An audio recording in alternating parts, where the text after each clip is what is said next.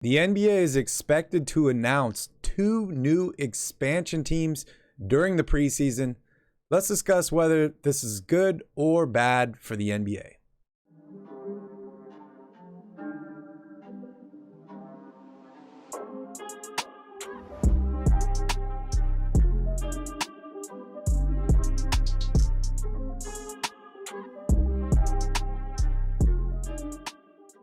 What up, ballers? Welcome back to the bar where the takes are hot and the drinks are cold.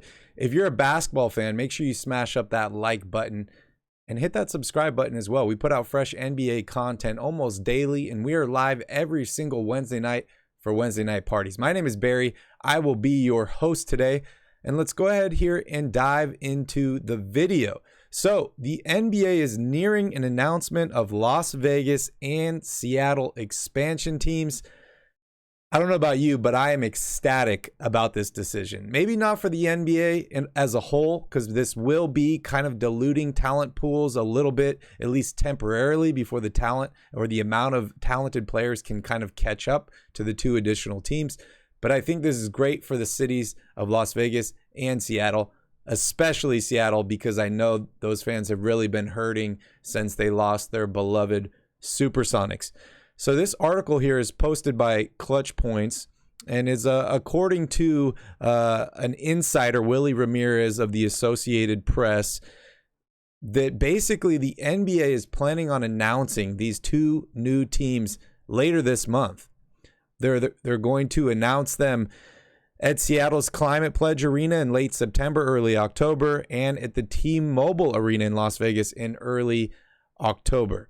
We know that a lot of Summer League basketball is played in Las Vegas already. There are a lot of fans that love to travel and go to games. We just saw the Raiders most recently relocate to Las Vegas just a few years ago, and they are doing extremely well in terms of ticket sales, attendance, and actually the team is on the up and up as well. So I absolutely love this for both of these cities. I think it's going to bring in more infrastructure for the NBA. It's going to make things just kind of more universal throughout the United States, right? There's still plenty of states that don't have teams that I think maybe should get teams in the future.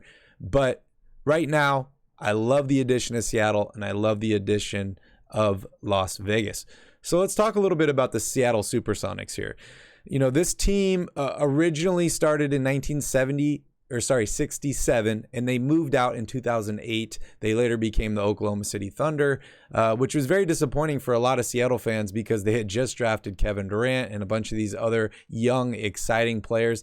And unfortunately, they didn't really get to see those players develop and flourish, or any players for that matter, in their city, as the team unfortunately left and moved on because they were not able to build a new arena, like which recently happened in Oakland with the Raiders.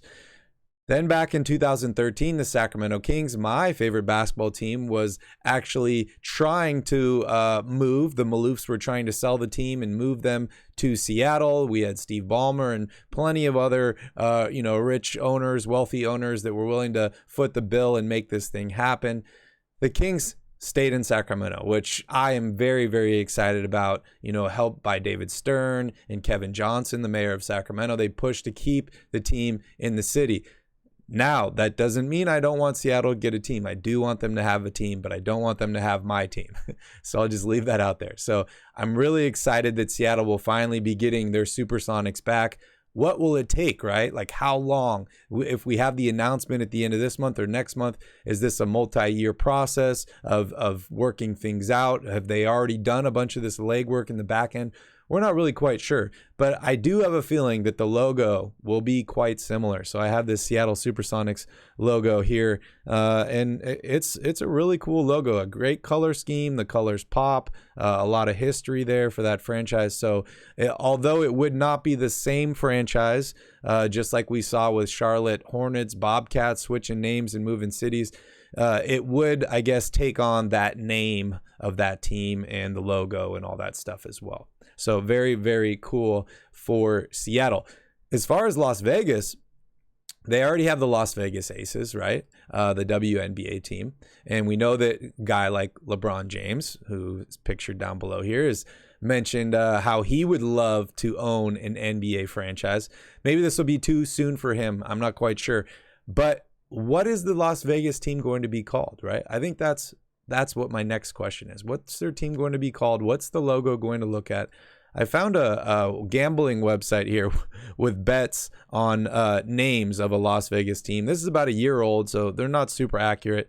We have the Outlaws here. Obviously, the Supersonics are off the list. The Sinners, the Vipers, the Vultures, the Jokers, Bandits, Lions. I kind of like Jokers. I think that would be kind of a cool name. I want to hear from you guys down below in the comments. What do you think they should name the Las Vegas NBA basketball team? Because I think that's very, very interesting. And if you're curious about how expansion works and all that stuff, there's been 11 expansion drafts in NBA history and an additional 4 teams that were added through the NBA-ABA merger back in 76. You can see here multiple teams were added through the 60s, the 70s, and even the 80s here, with the most recent being the Charlotte Bobcats in 2004 and the Toronto Raptors and Vancouver Grizzlies, who are now in Memphis, back in 1995. What they do is they basically do an expansion draft so teams can select multiple players on their roster that are untouchable, and then the expansion teams get to choose out of the rest of the pool. If you're a team, like I said, like the Golden State Warriors, and you have a ton of talent, you're probably going to be losing some of these young, talented players to a team like the Las Vegas, whatever the basketball team is called, or this new Supersonics. So I know many fans will probably be disappointed to see some of their favorite players shipped off in expansion drafts. But I think this is overall good for the league. It's good for the NBA as a general. It helps spread the message. It gets more people involved.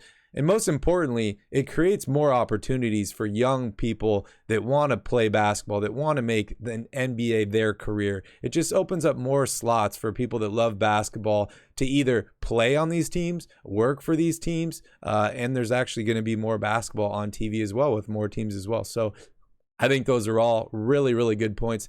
Thank you all so much for watching this video. Please don't forget to smash that like button, hit that subscribe button. I mentioned we do lives every single Wednesday night, and we put out fresh NBA content almost daily.